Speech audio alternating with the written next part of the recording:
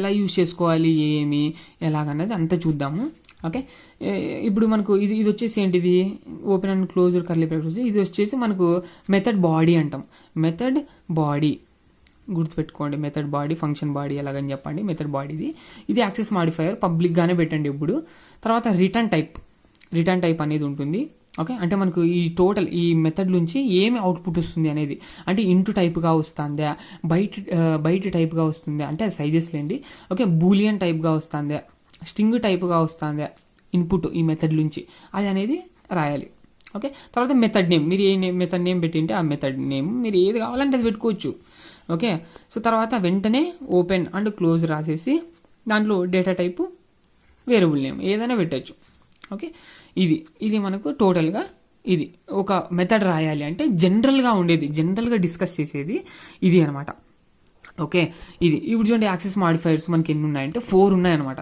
Public, private, default అంటే ఏం రాయాల్సిన అవసరం లేదు అంటేనా. ఓకేనా, సో ఇది నేను ఈ విధంగా పెట్టాను అంటే ఇక్కడ ఏం రాయలేదనమాట, ఏం ఉండదు ఇక్కడ. యాక్సెస్ మాడిఫైయర్ ఏం ఉండదు ఇక్కడ. ఓకే, రిటర్న్ టైపు ఈ విధంగా డైరెక్ట్ కంటిన్యూ చేయడమే. యాక్సెస్ మాడిఫైయర్ ఏం రాయలేదంటే అది డిఫాల్ట్ అనేది అర్థం. డిఫాల్ట్ నెక్స్ట్ ప్రొటెక్టెడ్, ఈ విధంగా 4 అనేది ఉంటుంది. 4 అనేది ఉంటాయి. ఈ ఒక్కొక్క దానికి ఒక్కొక్క ప్రత్యేకత ఉంది.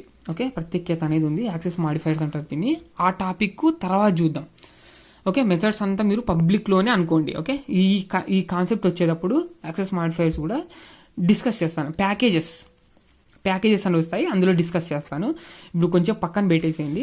ఇవి యాక్సెస్ మాడిఫైయర్స్ ఎన్ని ఉన్నాయంటే 4 ఉంటాయి. ఇది మటుకు గుర్తుపెట్టుకోవాల్సిన విషయం జావాలో. నెక్స్ట్ రిటర్న్ టైప్ ఏముంటాయంటే 2 టైప్స్ ఉంటాయి.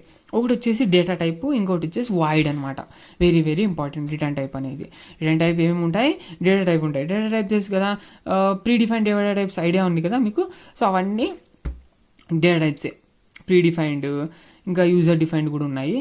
అవి కూడా డిస్కస్ చేద్దాంలేండి. ఓకే, సో మనం అన్నీ చూద్దాం. ఓకే, డేటా టైప్ అనేది ఆ విధంగా. రిటర్న్ టైపు అంటే అవుట్పుట్ వచ్చేది, మెథడ్ నుంచి అవుట్పుట్ వచ్చే విధంగా ఎన్ని టైప్స్ ఉంటాయి అంటే ఈ విధంగా ఇంటూ, ఫ్లోట్ అవంతా ఉంటాయి. ఓకే, అది అవుట్పుట్ వచ్చే విధంగా మనం ఒక మెథడ్ నుంచి ఎక్స్పెక్ట్ చేస్తాం మనం. ఆ విధంగా డేటా టైప్ అనేది డిక్లేర్ చేస్తాం. నెక్స్ట్ వాయిడ్ అంటే ఏంటంటే నథింగ్ అని అర్థం. ఇది కూడా డేటా టైపు, కానీ మనకు మామూలుగా డేటా టైప్ రాయలేము ఇలాగా. వాయిడ్ రాసి ఏ అని ఈ విధంగా రాయలేమన్నమాట. ఈ డేటా టైప్ కాదు, ఓన్లీ రిటర్న్ టైప్ కిందకి ఒక్కటే వస్తుంది.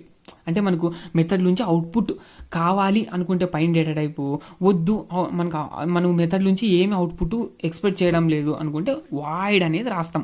వాయిడ్. ఓకే, ఇప్పుడు మెథడ్ ఇది కూడా అంతే. ఇప్పుడు మెయిన్ మెథడ్ ఉంది, public static void main of string args అనేది ఉంది. ఇది ప్రీ డిఫైన్ మెథడ్ తెలుసుకున్నాం. ఇక్కడ కూడా వాయిడ్ యూజ్ చేస్తారు చూడండి. వాయిడ్ ఏంటంటే నథింగ్ అని అర్థం. మనము ఈ మెయిన్ ఫంక్షన్ నుంచి లేదా మెయిన్ మెథడ్ నుంచి మనం ఏమీ ఎక్స్పెక్ట్ చేయడం లేదు. ఓకే, అంటే ఇక్కడ మనకు రిజల్ట్గా అంటే ఇక్కడ ఏం చేస్తున్నాం అంటే దీని మెథడ్కి సంబంధించి ఏమి అవుట్పుట్ ఎక్స్పెక్ట్ చేయడం లేదు. వాయిడ్ అనమాట. అర్థమైందా? యాక్షన్స్ అయితే పెర్ఫామ్ చేస్తాం. దాంట్లో మీరు ప్రింటింగ్ స్టేట్మెంట్ ఇచ్చినారనుకోండి, ప్రింటింగ్ అవుతుంది, ఆ విధంగా ఉంటుంది. అర్థమైందా? అది వేరు, ఎందుకంటే ప్రింట్ చేస్తాం కాబట్టి ప్రింట్ అవుతుంది అంతే. మనం ఈ మెథడ్ నుంచి ఓవరాల్గా ఏది ఎక్స్పెక్ట్ చేయడం లేదు కదా, అంటే రిజల్ట్గా. అర్థమైందా? ఎగ్జిక్యూట్ అవ్వడం వేరు, execute line by line. Okay, అవి ఉన్నాయి కదా, ఏవి సెలెక్షన్ స్టేట్మెంట్స్ అవన్నీ, అవి లైన్ బై లైన్ ఎగ్జిక్యూట్ అవుతుంది అనమాట. ఓకే, అది అనమాట. అర్థమైంది కదా, అంటే లైన్ బై లైన్ ఎగ్జిక్యూట్ అవుతున్నాయి, అవి లైన్ బై లైన్ ఎగ్జిక్యూట్ అవుతున్నాయి. అంటే అవుట్పుట్ అక్కడక్కడ మీరు ప్రింట్ చేసినట్టయితే, ప్రింటింగ్ స్టేట్మెంట్ రాసినట్టయితే ప్రింట్ అవుతుంది అంతే. ఓకే, ఏది మనకు ఓవరాల్గా మెథడ్ నుంచి ఓవరాల్గా అవుట్పుట్ రిజల్ట్ అయితే రావడం లేదనమాట. ఓకేనా, అది అనమాట. అర్థమైంది? ఈ విధంగా మనము స్టోర్ చేసుకోవచ్చు అనమాట ఒక మెథడ్ నుంచి అవుట్పుట్ వచ్చినప్పుడు. నెక్స్ట్ వచ్చేసి మెథడ్ నేమ్ చూడండి ఎలా రాయాలంటే, we can give our own names following variable defining అనమాట. అంటే వేరియబుల్ ఎలాగైతే నువ్వు డిఫైన్ చేసుకుంటావో ఆ విధంగా రూల్స్ అనేది ఫాలో అవుతూ మెథడ్ నేమ్ అనేది ఉండాల్సిన అవసరం ఉంటుందన్నమాట. నెక్స్ట్ చూసినట్టయితే ఇక్కడ ఓపెన్ అండ్ క్లోజ్డ్ బ్రాకెట్స్లో డేటా టైపు వేరియబుల్ నేమ్ ఆ విధంగా and so on. Data type variable name n number of అయితే మీరు డిక్లేర్ చేసుకోవచ్చు. పారామీటర్ లిస్ట్ ఇవి ఏనికి ఉపయోగపడుతుంది అంటే ఇన్పుట్ ఇవ్వడానికి, మెథడ్లోకి ఇన్పుట్ ఇవ్వడానికి. అర్థమైందా?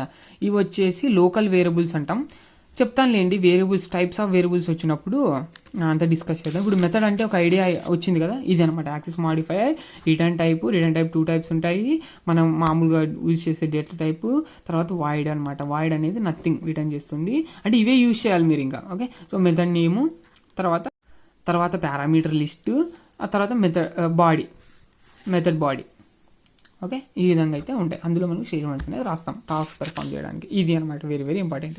ఇది మనకు జనరల్గా డిస్కస్ చేసుకునేది అనమాట. ఇప్పుడు మనకు ఒరిజినల్గా జావాలో మొత్తము ఇదే ఫాలో అవుతుంది అనమాట. ఏ విధంగా ఉంటుంది అని చూడండి. ఇది ఒరిజినల్ యాక్సెస్ మాడిఫైయర్ ఉంటుంది. ఓకే, మనకు తెలుసు కదా, పబ్లిక్, ప్రైవేటు, ప్రొటెక్టెడ్, డిఫాల్ట్. అది యాక్సెస్ మాడిఫైయర్ 4 ఉన్నాయి, ఇంతకుముందు డిస్కస్ చేసాం అది. నెక్స్ట్ చూసినట్టయితే స్టాటిక్ ఆర్ నాన్ స్టాటిక్ అనేది ఉంటుంది. స్టాటిక్ ఆర్ నాన్ స్టాటిక్ ఇది మెయిన్ ఇంపార్టెంట్ అనమాట. ఇంతకుముందు డిస్కస్ చేసుకోండి. జనరల్గా మనము డిస్కస్ చేస్తాం అనమాట ఇదైతే. ఓకే, ఇది ఒరిజినల్ ఫాలో అవ్వాల్సిండేది. Access modifier static or non static. Non static అంటే ఏం రాయాల్సిన అవసరం లేదనమాట. Okay, next return type, method name, మళ్ళీ parameter list, throws, exception list, తర్వాత body. Okay, method body, return value అని ఈ విధంగా ఉంటుంది అనమాట. అంటే జనరల్గా ఇది మనకు జావాలో మొత్తం ఈ ప్యాటర్న్ని ఫాలో అవుతుంది. ఇందులో మనము ఇంతకుముందు ఇక్కడ వెనకాల డిస్కస్ చేసుకునేది ఏంటంటే త్రోస్, ఎక్సెప్షన్ లిస్ట్, ఇది డిస్కస్ చేసుకోలేదు. Okay, so next static and or non static discuss చేసుకోలేదు. ఇది రిటర్న్ ఆర్ వాల్యూ, ఇది డిస్కస్ చేసుకోలేదు అనమాట. ఇది మూడితో ఈ విధంగా చెప్పాను అనమాట.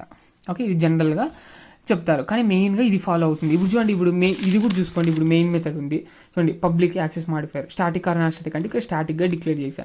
ఓకే, ఏంటి ఏమని చూద్దాం లేండి. Okay, so next return type declare చేశా. నెక్స్ట్ ఇది మెయిన్ అనేది ఏంటి, ఇక్కడ మెథడ్ నేమ్. ఓకే, సో ఈ మెయిన్ అనేది ఈ విధంగా రాస్తాం అనమాట. మెయిన్ అనేది ఇది ఫిక్స్డ్, మనకు ఎగ్జిక్యూట్ అయ్యేది ఇక్కడ నుంచే కాబట్టి మెయిన్ మెథడ్ అంటాం అనమాట.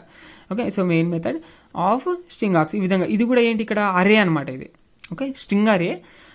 ఇది వచ్చేసి పారామీటర్ లిస్ట్ ఈ విధంగా.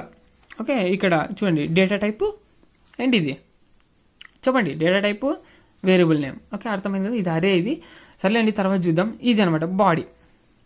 మనకు రిటర్న్ ఏం చేయదనమాట ఇది, ఎందుకు రిటర్న్ కీవర్డ్ ఏం రాయలేదు. రిటర్న్ అంటే మనకు టోటల్ మెథడ్ నుంచి ఓవరాల్గా వచ్చి రిజల్ట్, రిటర్న్ ఏం చేయాలి అనేది వాల్యూ అనమాట. రిటర్న్ అనే కీవర్డ్, రిజల్ట్ కీవర్డ్ యూజ్ చేసేసి వాల్యూ అనేది పక్కన రాసి సెమీకోలన్తో టెర్మినేట్ చేస్తాం. అంటే టోటల్గా మనకి ఈ మెథడ్ నుంచి ఎక్స్పెక్ట్ చేస్తుంది, అవుట్పుట్ వస్తుంది అని చెప్తాం అనమాట.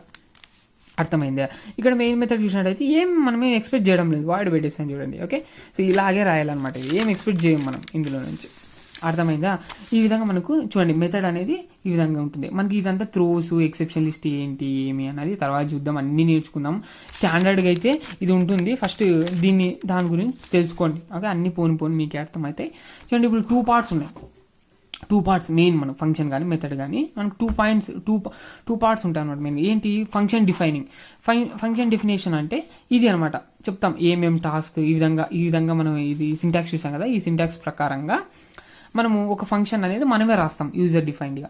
నెక్స్ట్ అయితే ఫంక్షన్ కాలింగ్ అంటే మీరు ఎప్పుడైతే ఆ ఫంక్షన్ని పిలుస్తారో అప్పుడు అది మనకి ఎగ్జిక్యూట్ అనేది అవ్వడం జరుగుతుంది. మీరు ఎప్పుడు పిలుస్తారో అప్పుడే ఎగ్జిక్యూట్ అవుతుంది అనమాట. ఓకే, సో మనకి సెలెక్షన్ స్టేట్మెంట్స్ ఎలాగా, కండిషన్ ట్రూ అయితే ఎగ్జిక్యూట్ అవుతుంది బాడీ, లేదంటే లేదు. అలా కదా అక్కడ అలాగనమాట, లైన్ బై లైన్. ఇక్కడ అలా కాదు, ఫంక్షన్స్ వచ్చేయాలి, ఫంక్షన్ అనేది కాల్ చేయాలి. అంటే నువ్వు పిలిస్తేనే అది ఎగ్జిక్యూట్ అనేది అవుతుంది అనమాట. ఓకే, ఫంక్షన్ కాల్ ఏ విధంగా చేస్తామంటే మెథడ్ నేమ్ తీసుకుంటాం. మెథడ్ నేమ్ నువ్వు ఏది ఇచ్చింటే ఆ మెథడ్ నేమ్ తీసుకొని, ఓకే, ఆ పారామీటర్ లిస్ట్ ఉంటుంది కదా, ఇన్పుట్ నువ్వు ఏదైతే పాస్ చేయాలనుకుంటున్నావో ఆ డేటా అనేది ఇచ్చేస్తావు. 10, 20 అని ఇచ్చినావంటే సెమీకోలన్తో ఇచ్చేసినావంటే అయిపోయాయి, టెర్మినేట్ చేస్తే ఇప్పుడు మనకి ఈ మెథడ్ నేమ్ అనేది మనకి ఇక్కడికి వచ్చేసి ఎగ్జిక్యూట్ అవుతుంది. ఇన్పుట్స్ అనేది వీటిలోకి వెళ్ళిపోయి అప్పుడు బాడీలో ఏం రాసింటే దానికి తగ్గట్టుగా ఎగ్జిక్యూట్ అనేది అవుతుందన్నమాట. అర్థమైంది కదా, ఇది అనమాట. మీరు ఇంతకుముందు చెప్పాను కదా, కెమెరా అని చెప్పాను. కెమెరా ఉంటుంది మనకి ఇలా ఫోటో ఉంటుంది. కెమెరా ఓపెన్ చేస్తానే ఫోటో దీని ఇట్లా ప్రెస్ చేస్తానే ఫంక్షన్ యాక్టివేట్ అయిపోయి మనకు ఫోటో అనేది సేవ్ అవుతుంది. అలాగనమాట ఇక్కడ కూడా. అంటే ఇక్కడ కెమెరా అనేది మెథడ్ నేము.